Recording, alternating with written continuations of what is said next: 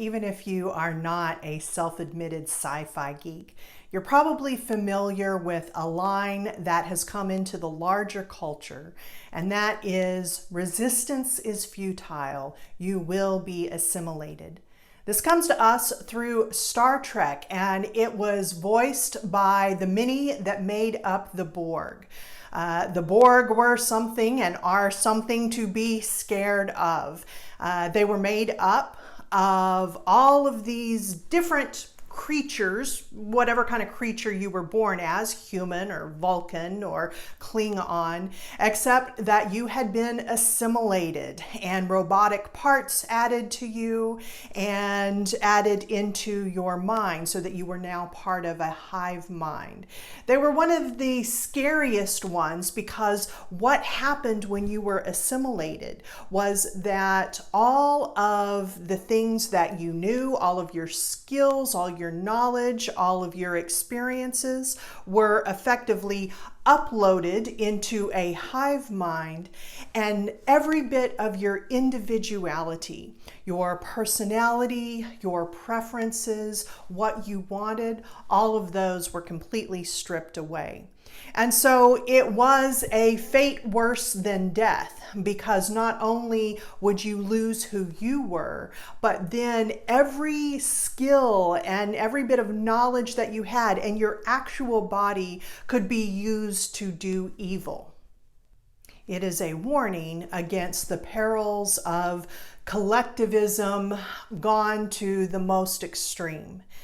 And yet, here in the United States, what I worry about is that we have taken the exact opposite of collectivism, individualism, and we have made something just as nightmarish. Hyper-individualism has now been elevated to where it is literally deadly. The rights of the individual have long been a part of the ethos of the United States. We teach it even to our children in elementary school. If you talk to practically any child in elementary school who has not been exposed to the idea that American exceptionalism can also be a negative concept. But if you just talk to a regular elementary age child and ask them what is the greatest country in the world, most likely they're going to say the United States or America, but they mean the United States of America. And then if you ask them why is the USA the best, invariably they are going to say freedom. That's what we teach our children. That's what we celebrate. It's in our songs, right? I'm proud to be an American because at least I know I'm free. But freedom from what? And freedom for whom? That's a way more limited concept. I mean, after all, you have only had the right to marry the person whom you love if they are of the same gender for the last 5 years, and many of us are worried that that is about to be stripped away. And if you're polyamorous and you have committed your life to more than one person, you still do not have the freedom to have that commitment legally recognized. And what about freedom from? The freedom from worrying that your life is going to be taken away by a police officer is disproportionately denied if you are a Black American. We are quite selective about who we give freedom to. And yet, for those who are privileged in some way, we continue to lift up the power and the right of the individual to ridiculous extremes. Many people will fight about this idea that they have the right to own as many guns and as much ammunition as they want, no matter the risk that it puts on innocent lives. And now it has genuinely come to absolutely unbelievable, ridiculous extremes where the right to not wear a face mask has been prioritized over stopping a deadly virus that is sweeping our country and has completely, at this point, changed life as we know it.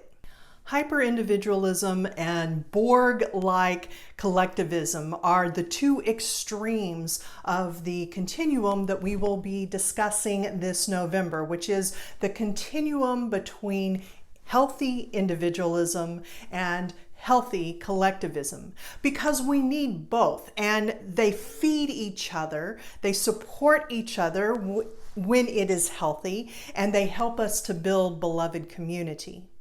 Unitarian Universalist theologian James Luther Adams understood this continuum. Remember, he is the one who had been in Germany as the Nazi Party was beginning to gain power. He saw the tragic extremes of what could happen with collectivism, and he also could see the weakness of an individual in trying to fight that. And so he put a lot of energy for the rest of his life in talking about the power of what he called voluntary associations. That voluntary associations were the ones who could come together and resist evils such as fascism. He was concerned about what he saw in Unitarian churches, which he named vociferous individualism. Vociferous refers to something divisive, but specifically vociferous individualism is about a sort of go-it-alone individualism where the rights of the individual take priority over the greater good. Having seen what he had seen in Germany, he knew that we needed to have individuals who could come together voluntarily and cooperate in order to be able to make good things happen in the world and to fight evil in the world. JLA felt pulled and dissatisfied by both sides of this continuum. When he was in Germany, he saw that it was the members of the confessing church who were doing the most powerful anti-Nazi work. They were the Antifa of their day. And yet, theologically, they required everyone to fit into a very small box, a very tight mold, to where he, as a Unitarian, and other free thinkers were really not allowed in. They could become part of that church and they could do the work, but they were never going to be put into leadership positions.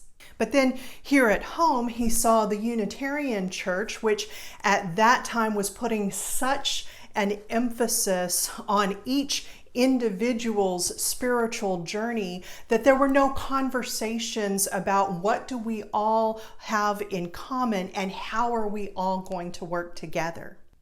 JLA determined that the right spot on that continuum for churches was rooted in the idea of covenant.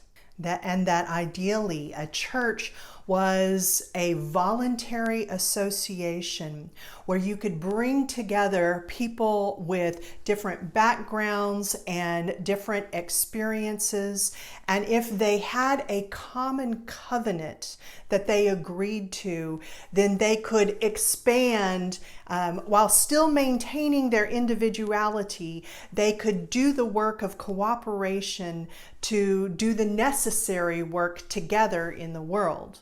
And this is the center, covenant, of this Unitarian Universalist church and Unitarian Universalism as a organized, somewhat religious movement. We have a covenant here at Live Oak. Again, we all come from different experiences, different stories, and we want even more diversity. And we can do that because we have a covenant that we all unite around. And covenants can continue to grow and change too.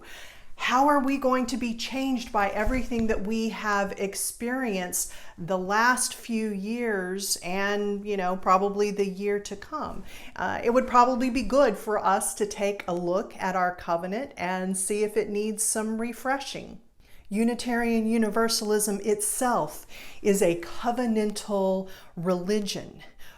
All of the different Unitarian Universalist collectives have covenanted together to a set of 7 goals, and we call these our 7 principles. And see, here's the great thing about covenant in terms of this continuum of individualism to collectivism.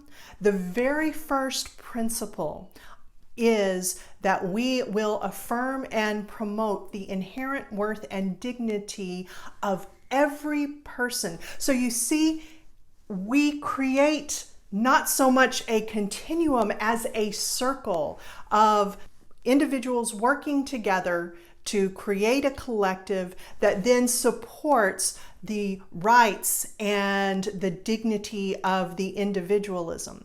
And our 7th principle talks about the interdependent web of existence, of which we are all a part. And so it truly, that's not accidental that the first is about the individual and the last is about the collective. It is a circle and it all works together. We cannot be a collective hive where everyone thinks alike and acts alike, because there is always a queen of the hive, and the queen for the United States and most of the West has been white supremacy. That has been what has defined the norm. And so we always have to be working to protect the individual.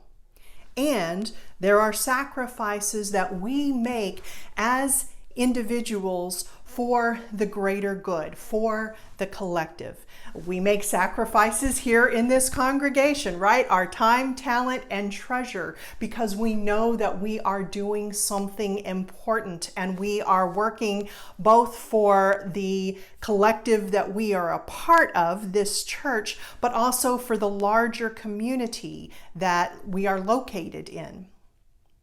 This thing with the masks, maybe this will be the thing where we have taken hyper-individualism so far that for many people it will become evident how ridiculous this is. Maybe, I don't know, maybe they have to experience it or have a loved one experience it, but change can happen, right? We just saw it with former New Jersey Governor Chris Christie, who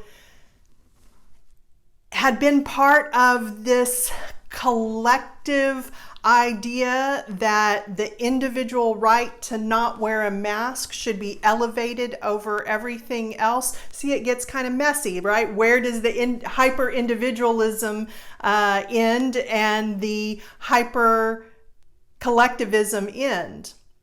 And he didn't wear a mask, and he got very sick with COVID, and he wound up in the hospital. And after that, he wrote a mea culpa.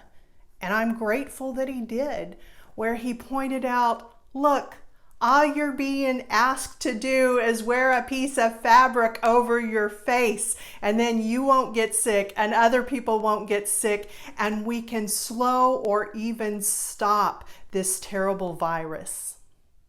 This continuum between individualism and collectivism is not an easy one.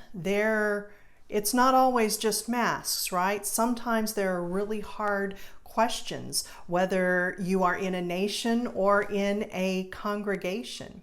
How do we protect the rights of the individual while at the same time holding in tension with that the greater good? For James Luther Adams, the answer was voluntary association bound together by a covenant. What are the promises? What are the sacrifices that we as individuals are willing to make for a collective vision and a better world for a collective whole?